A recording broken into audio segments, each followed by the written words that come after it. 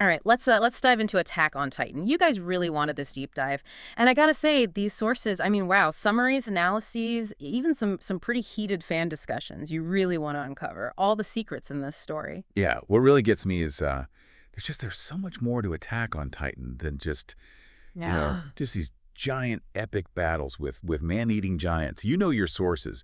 They Yeah. really highlight the political landscape, the philosophical questions, even the historical parallels. Good answer. It's thought-provoking. It is, absolutely. It starts off, humanity's trapped inside these walled cities, terrified of these monstrous titans. But there's this, this underlying sense of mystery right from the start. Why are they trapped? Where did these titans come from? And most citizens have no idea. They've been living in this, blissful ignorance for 100 years. And that's where the first twist hits us. Yeah. And it hits hard, like a colossal titan. The idea that humanity is actually trapped is a Ah. lie. These walled cities are on an island, parody. Yeah. And it's just this tiny part of a much bigger world, controlled by the Marleyan Empire. Okay, that's already a lot to take in. But then we learn that the Titans, they're actually humans, transformed. Talk about a game changer. But the way these Titan shifters, the way they inherit their powers, well, it's pretty messed up. Yeah, it's brutal. Yeah. But it also sets up some of the core themes of the story, this ritual where one person consumes another to inherit the power of a Titan. It's like this symbol, for this cycle of violence and oppression that you see throughout the entire story. It's like this inheritance, not just of power, but also, trauma, responsibility. And it goes all the way back to the very origin of the Titans. This young girl named Ymir Fritz made a pact with this mysterious entity, and she gained the power to transform, but at a terrible cost. This is where Attack on Titan starts to feel like a dark fairy tale almost. Wow. You've got Ymir seeking love and recognition, and she ends up a slave to both the king and to the very power she holds. It's tragic. It sets in motion this chain of events that spans thousands of years. Yeah, and that brings us to the curse of Ymir,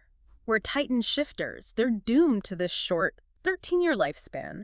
It adds this whole other layer of tragedy and urgency to their actions. They know their time is limited, so their choices become even more, significant. Yeah, think about it. This curse, it becomes like a ticking clock for every character who inherits these Titan powers.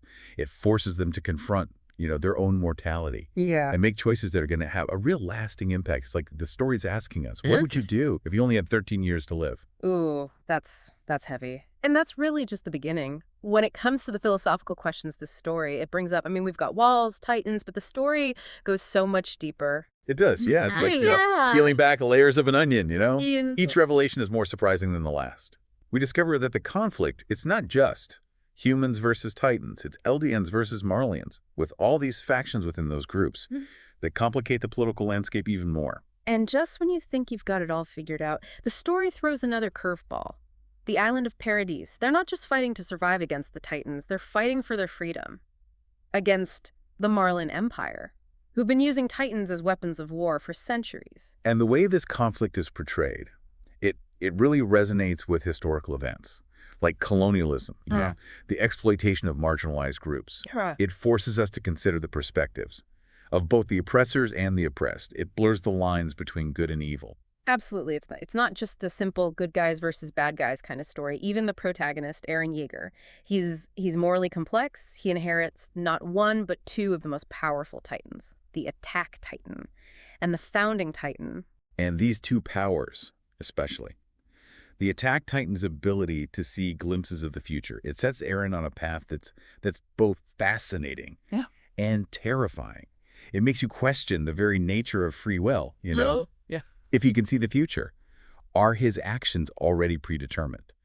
Or is he still making choices? It's a question that I know I've been thinking about a lot, and it's clear from your sources that it's something you're grappling with too. Attack on Titan, it just doesn't give us easy answers, does it? And that's part of what makes it so captivating. You could think about it this way. Eren's journey, it becomes this microcosm of the larger themes of the story. He's caught in this struggle between fate and free will, just like the Eldians are caught. In this cycle of violence and oppression, it's a question that resonates on both a personal and a societal level. Okay, so we've covered a Yeah. lot of ground already. We've got walls, titans, political intrigue, even time travel. But let's just pause here for a second because we're just getting started. There's so much more to uncover. And trust me, it gets even wilder from here. Yeah, I think what's remarkable is how Attack on Titan, it weaves together all these elements. You've got action, mystery, philosophy, history, into this cohesive and really compelling narrative. It's a story that stays with you long after you finish watching or reading it. And I have a feeling we're just scratching the surface here of what this deep dive will uncover. We left off talking about Eren Yeager and his ability to see these glimpses of the future and, the implications for free will. It's one of the things in Attack on Titan that really gets you thinking. And it's fascinating to see how your sources, how they break it down. Yeah, if Eren can see what's going to happen, does he really have any choice in his actions? Or is he just like playing out a script that's, already been written? It's like a paradox wrapped in an enigma. It really challenges how we usually think about time and causality, your sources. They compare it to these philosophical ideas like determinism, where every event is predetermined.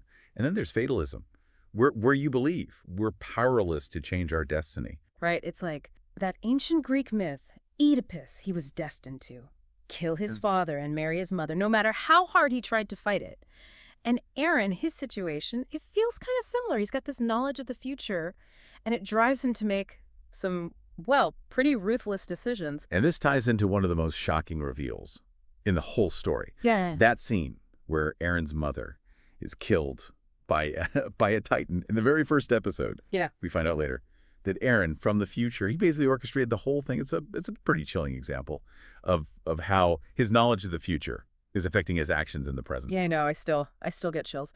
Thinking about that scene, it totally reframes the whole story. Suddenly, Eren isn't just reacting to things. He's actively shaping them, even if it means sacrificing, the people closest to him. It really makes you wonder about, his motivations, maybe even his sanity. Yeah, some sources even argue that this act, manipulating the past to create a specific future, it turns Eren into like this anti-hero. He's willing to do whatever it takes, no matter how morally ambiguous, to achieve his goals. Right. And speaking of morally ambiguous, let's talk about the rumbling. Eren's ultimate plan to unleash millions of colossal titans, to just flatten the world outside Paradise Island. It's genocide on a scale we've never seen before in the story. And it brings up all these ethical questions. Yeah, your sources are pretty divided on this one, which I think reflects, the deep moral complexity of the story. Some people argue that Eren's actions are justified.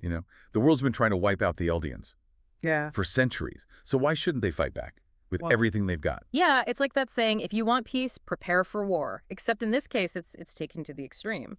But others see it as, a monstrous act no matter what the motivation is. They argue that wiping out millions of innocent people can never be justified, even in self-defense. This is where Attack on Titan, it just avoids those easy answers. And it forces us to, confront these really difficult realities of war and conflict. There's no clear right or wrong. It's just shades of gray. It challenges us to think critically about the choices that we make when we're faced with these impossible situations. It makes me think about real-world events, like the atomic bombs in World War II. The justification was to end the war and ultimately save lives, but at the cost of, unimaginable devastation. It's a morally complex issue that people still debate today. Exactly. Attack on Titan, it uses these fantastical elements like titans and time travel to explore these very real human dilemmas. It's a reminder that even when we face unimaginable threats, our choices have consequences, and sometimes those consequences, they can be devastating. Okay, so we've got time loops, moral dilemmas, and a plan that could reshape the world. What I find really fascinating is how Attack on Titan, it uses the idea of memory to explore these themes of identity and trauma. You're right. The way memories are passed down through the Titan shifters, it's crucial. It's not just about inheriting power. It's about inheriting the experiences, the emotions, the trauma of those who came before you. It's like carrying the weight of history on your shoulders. And then there's the whole thing with the founding Titan being able to manipulate the memories of Eldians. It's like mass mind control, It makes you wonder about like the nature of reality itself and the power. What controls the narrative? It definitely adds another layer of complexity to the conflict. The Eldians, they've been manipulated and oppressed for centuries.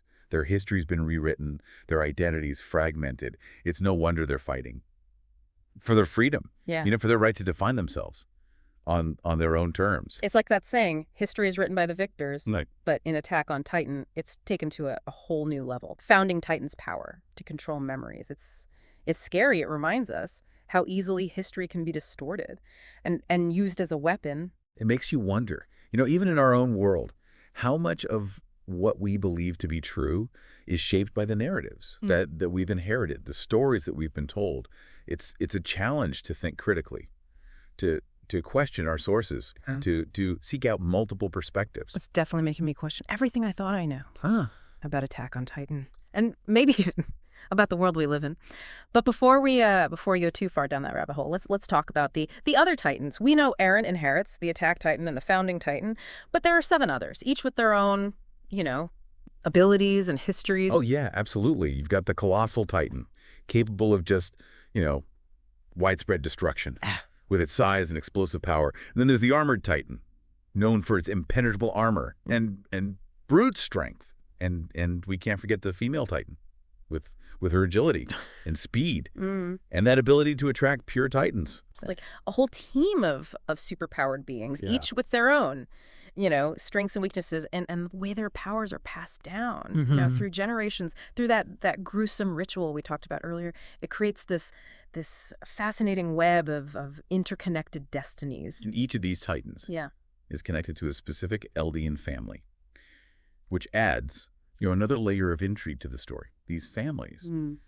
burdened by their legacy and the responsibility of their Titan powers, they play such a huge role in shaping the events of the story. It's like a giant game of chess with each Titan representing, a different piece on the board. And as the game unfolds, the stakes get higher, the alliances shift, and it gets harder to tell who's a friend and who's an enemy. Yeah, and we can't forget the impact of Ymir Fritz, the original Titan shifter. Her story, her enslavement, her longing for freedom, it casts a long shadow over the entire narrative. It's like her desire for liberation is woven into the very fabric of the world. Her story's so tragic. It makes me wonder if she ever truly had a choice, if she ever, found the freedom that she yearned for, and adds this bittersweetness to the whole story. Like, even with all this power, all these, epic battles, there's still this underlying sense of sorrow and loss. Yeah, I think you've touched on something really profound there. Attack on Titan, despite, all the action, it's ultimately a story about human nature, about our capacity for both great love and unspeakable cruelty. It's about the choices we make, the consequences we face, and the legacy we leave behind. Wow, this is definitely a lot to process. We've gone from talking about, walls and Titans to exploring these themes of free will, morality, memory, even the nature of humanity itself. And we haven't even touched on the ending yet. Right, we've only just begun to delve into the depths of this story. And as we approach that final arc, the stakes get even higher, the twists even more mind-bending, and the emotional impact even more profound. Man, we have been through a lot in this deep dive, haven't we? We have. Walls, Titans, political schemes, time-bending paradoxes. It's enough to make your head spin. Yeah. But it all leads up to this, the final arc of Attack on Titan, where the story, it takes this really unexpected turn. It does, yeah. It's in those final chapters that Eren's true plan unfolds. Yeah. And it's revolutionary. Remember we were talking about the Founding Titan's power to manipulate memories.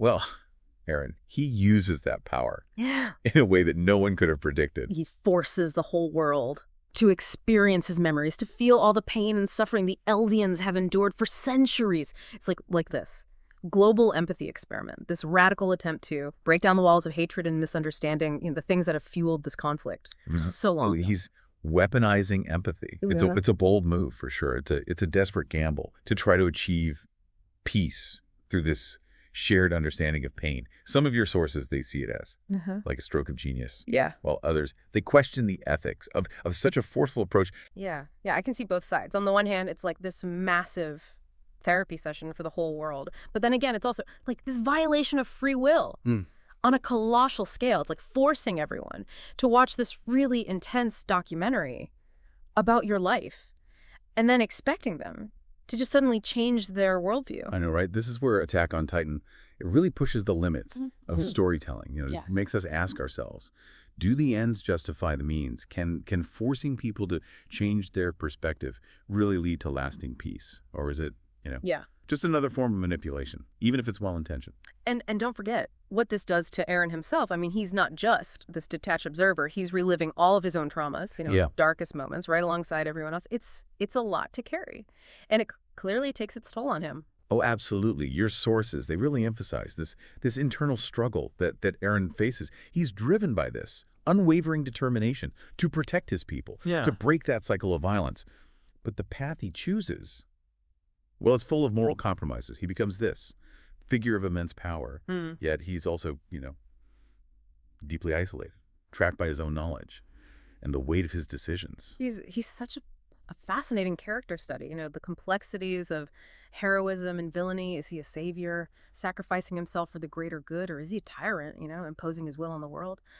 The story leaves that question open, which is probably why it sparks so much debate among fans. And that ambiguity, it extends to the ending itself, Eren. He succeeds in stopping that cycle of violence, but at a terrible cost.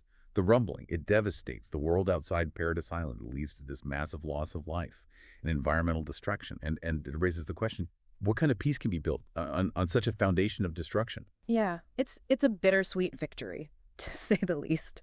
The Eldians are finally free from oppression, but the world that they inherit is scarred. It's fragmented. It reminds us that even in our pursuit of justice and freedom, we have to consider, those long-term consequences of our actions. And let's not forget the role of Ymir Fritz in all of this. She's been there, this silent observer for centuries, bound to the will of the founding Titans inheritors. But in the final arc, she emerges as this pivotal figure, finally able to make a choice of her own. Her story really resonated with me. Her enslavement to this power that she never wanted. It's like this metaphor for the Eldians themselves, trapped by their history, their lineage, their very existence. But through Eren's actions, however destructive they were, Ymir, she finds a way to break free. It's a complex and poignant moment, Eren, trying to gain freedom for his people. He inadvertently grants Ymir the freedom she's been yearning for millennia. It highlights how their destinies are interconnected and how choices made across time can have these ripple effects. So after all of this, after this deep dive into Attack on Titan, I mean, what does it all mean? I mean, we've explored the plot, the characters, the symbolism. What about the takeaway for you, our listener? I think Attack on Titan, at its core, it's a story about the human condition. It grapples with these big questions about freedom, responsibility, good and evil, the cyclical nature of violence, and the enduring power of hope. It doesn't offer easy answers. Instead, it challenges us to think critically, to engage with these complex ideas, and to grapple with moral ambiguity. It's not just a story to be consumed, it's a story to be wrestled with. It sticks with you long after you finish watching or reading it, and it makes you question your own beliefs and see the world in new ways. And that's the mark of truly great storytelling. It transcends entertainment. It becomes this catalyst for reflection, discussion, even personal growth. It reminds us that the most powerful stories are often the ones that leave us with more questions than answers. And that's what we love about these deep dives, right? They're not just about summarizing information. They're about exploring ideas, sparking curiosity, igniting those aha moments that make learning so rewarding. Absolutely. As we wrap up our exploration of Attack on Titan, I encourage you to keep thinking, keep questioning, and keep searching. For those deeper layers of meaning, there's always more to discover, both within this story and within the world around us. Yeah, and remember, this is just one dive into this vast ocean of knowledge. So keep sending us those requests, keep those brains buzzing, and we'll see you on the next deep dive. Until then, stay curious.